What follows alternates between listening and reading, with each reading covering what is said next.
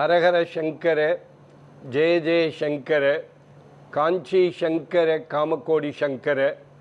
எல்லாம் வல்ல நம் ஜகத்குருவின் திருவருளால் இந்த நாள் இனிய நாளாக அமைய அன்பு பிரார்த்தனைகள். மகாபரிவாளுக்கு உலகம் முழுக்க பக்தர்கள் உண்டு. அதுபோல் ஒரு முறை மும்பையைச் சேர்ந்த கணபதிராம் என்கிற பக்தர் எப்பொழுது வந்தாலும் காஞ்சிபுரத்திற்கு வந்து பெரிவாளை அவருடைய மனைவியோடு போய் தம்பதியர் சகிதமாக தரிசிப்பது வழக்கம்.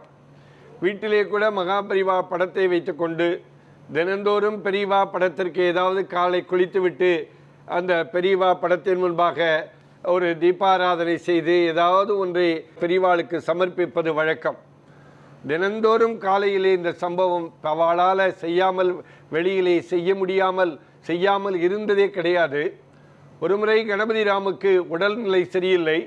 மருத்துவர்கள் நீங்கள் சென்னை சென்று அங்கே மருத்துவமனையிலே அனுமதி பெற்று 1 மாத காலம் தங்கியிருந்து உங்களுக்கு அறுவை சிகிச்சை செய்ய வேண்டும், நீங்கள் கண்டிப்பாக சென்னை போக வேண்டும் என்று சொல்கிறார்கள்.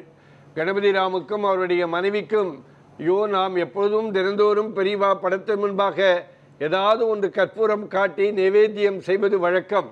30 நாள் செய்யாமல் போவதா, என்ன செய்வதென்று புரியவில்லை நினைத்து கொண்டு பெரியவா படத்துக்கு முன்பாக கணபதிராமனும் அவர் மனைவியும் புறப்படுவதற்கு முன்பாக பெரிய நமஸ்காரம் செய்துவிட்டு, உலக ரட்சகனே, எங்களை அருள்பாலிக்கிற தெய்வமே, நாங்கள் என்ன செய்வதென்று தெரியவில்லை என்பதை தெரிந்து கொண்டு நினைத்து கொண்டு ஒரு டப்பா நிறைய உலர் திராட்சையை ஒரு டப்பா நிறைய வைத்துவிட்டு, இது பெரியவாளுக்கு 1 மாத காலத்திற்குரிய நைவேத்தியம் என்று சொல்லி அங்கே டப்பாவை வைத்துவிட்டு சென்னைக்கு புறப்பட்டு செல்கிறார்கள். சென்னைக்கு சென்று 1 மாத காலம் அங்கே மருத்துவமனையிலே அறுவை சிகிச்சை எல்லாம் முடிந்து உடல் பூரணமாக குணமாகி மறுபடி மும்பை வருகின்றனர். மும்பை வந்து தன்னுடைய வீட்டு கதவை திறந்து அங்கே இருக்கிற டப்பாவில் இருக்கிற உலர் திராட்சை எடுத்து பெரிவாளுக்காக வைத்துவிட்ட திராட்சையை தன்னுடைய பேரன் பேத்திகளுக்கு கொடுக்கலாம் என்று நினைத்து கொண்டு அவர்கள் அந்த டப்பாவை திறக்கிறார்கள். உள்ளே வைக்கப்பட்டிருந்த உலர் திராட்சையிலே ஒன்று கூட இல்லை. பெரிவா அதை நைவேத்தியம் என்று வைத்துவிட்டு போனதை மனப்பூர்வமாக பெரிவாளுக்கு நைவேத்தியமாக வைக்கிறோம் என்று சொன்னதை மகாபரிவா மனப்பூர்வமாக அதை ஏற்றுக்கொண்டு தன் பக்தன் கொடுத்த அந்த நைவேத்தியத்தை பக்தனுடைய மனம் கோணக்கூடாது என்பதற்காக அந்த நைவேத்தியத்தை பெரிவா மானசீகமாக எடுத்துக்கொண்டு பெரிய அருள்பாலிப்பினை அந்த தம்பதியினருக்கு கணபதிராம் அவருடைய மனைவிக்கு பெரியவா அவர்கள் மிகப்பெரிய அருள்பாலிப்பினை செய்தார்கள் என்பதை நினைக்கிற பொழுது உண்மையான ஈடுபாட்டோடு மகாபரிவா அடிக்கடி சொல்லுவார், ஒரு செயலை நான் செய்கிறேன் என்கிற மமதை எண்ணம் போய்விட்டால் அதுவே நாம் பகவானுக்கு செலுத்துகிற நமஸ்காரம் தான்.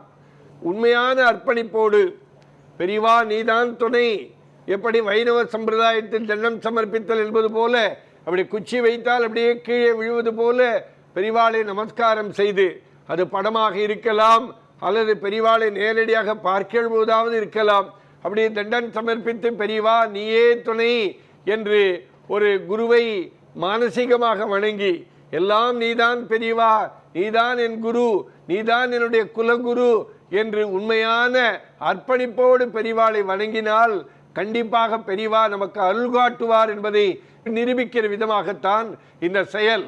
அந்த கணபதிராம் தம்பதியர் வைத்துவிட்ட அந்த உலர் திராட்சையை பெரியவா அதை எடுத்துக்கொண்டு நைவேத்தியமாக வைத்த பொருளை பெரியவா எடுத்துக்கொண்டு அதை பக்தனுக்கு அருள்பாலித்தார் என்பதை நினைக்கிற பொழுது, இந்த மாதிரி சம்பவங்களை நினைக்கிற பொழுதெல்லாம் நமக்கே புல்லரிக்கிற விதமாக இருக்கும்.